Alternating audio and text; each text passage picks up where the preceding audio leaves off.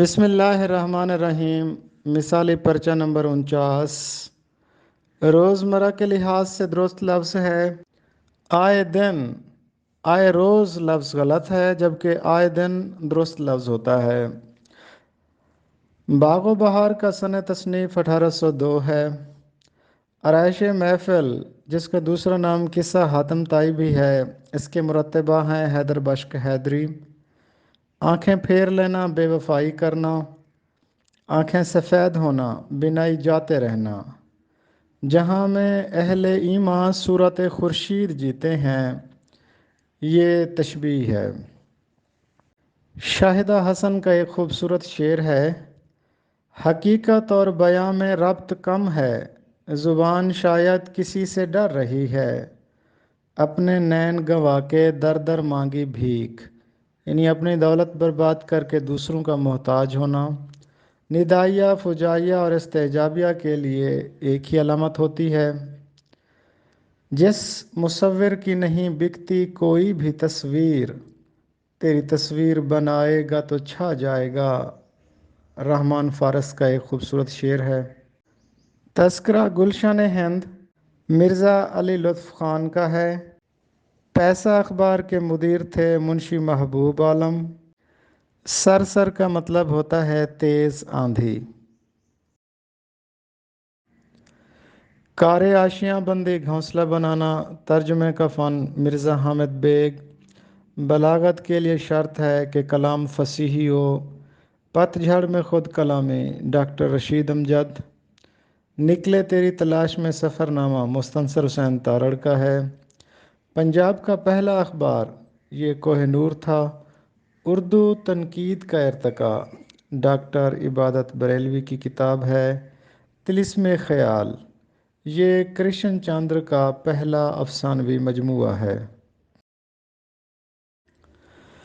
بسم اللہ الرحمن الرحیم۔ ادبی معلومات سیٹ نمبر 1176۔ پہلی معروضی ہے، لغات کے اندر اکثر الفاظ کے آگے ایک لفظ لکھا ہوتا ہے، ایبریویشن مخفف لکھا ہوتا ہے، رے کاف یعنی رک۔ یہ رے کاف سے کیا مراد ہے؟ رے کاف کا مطلب ہوتا ہے رجوع کیجئے۔ دوسری معروضی ہے نعم البدل۔ نعم البدل کا مطلب ہے اچھا بدلہ۔ ایک ضرب المثل ہے، آبی سونٹے تیری باری، کان چھوڑ کن پٹی ماری، کسی کام میں لگاتار ناکام رہ کر آخری تدبیر کرنا۔ قواعد کے لحاظ سے دبیر الملک کیا ہے؟ دبیر الملک یہ خطاب ہے اور یہ مرزا اسد اللہ خان غالب کا خطاب تھا۔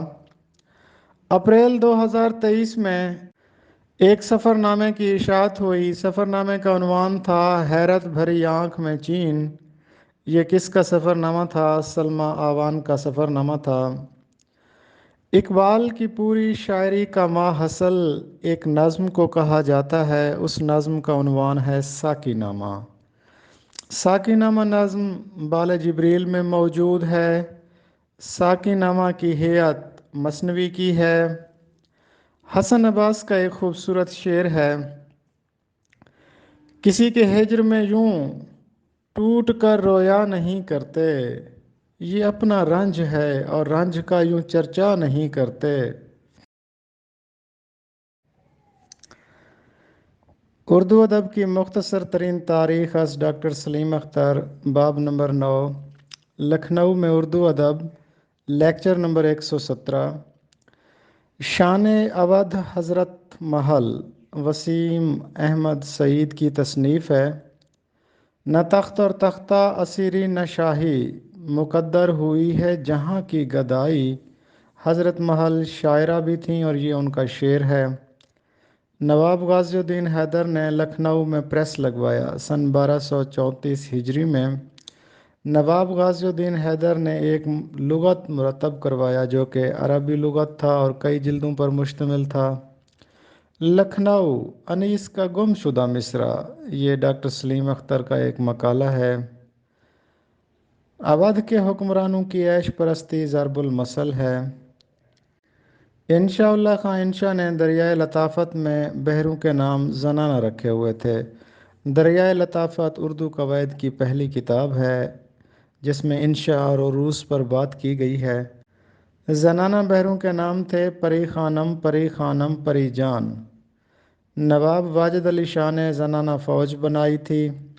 زنانہ پلٹونوں کے نام تھے اختری، نادری، گھنگھور۔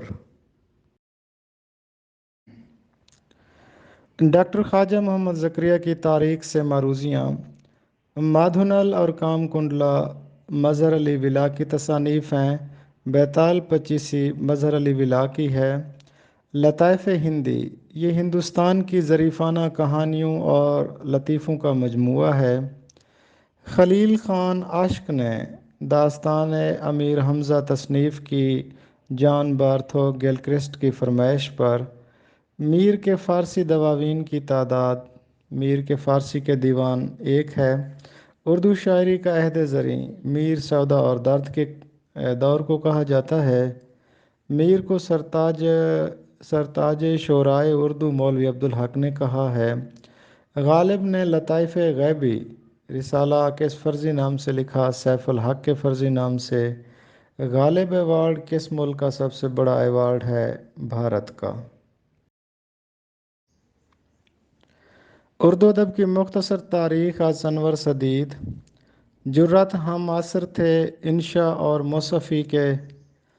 گلشن بے خار ایک مشہور تذکرہ ہے جو فارسی میں لکھا گیا ہے، یہ نواب مصطفیٰ خان شیفتہ کا ہے۔ کون سے شاعر تھے جو اخیر عمر میں غزلیں فروخت کر کے گزارا کرتے تھے؟ شیخ غلام حمدانی موصفی۔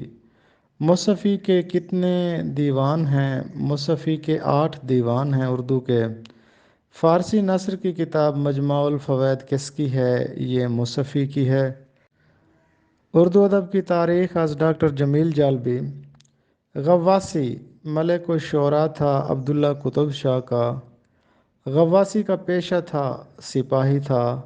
مینا ستونتی، سیف الملوک و بدیع الجمال اور طوطی نامہ غواصی کی مثنویاں ہیں۔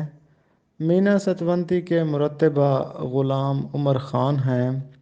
قصہ سیف الملوک و بدیع الجمال ماخوذ ہے الف لیلہ قصے سے۔ آج بروز 2 اگست 2023 کا ٹاسک: اپنے علاقہ کی آبادی اور شرح خواندگی کے متعلق بتائیے۔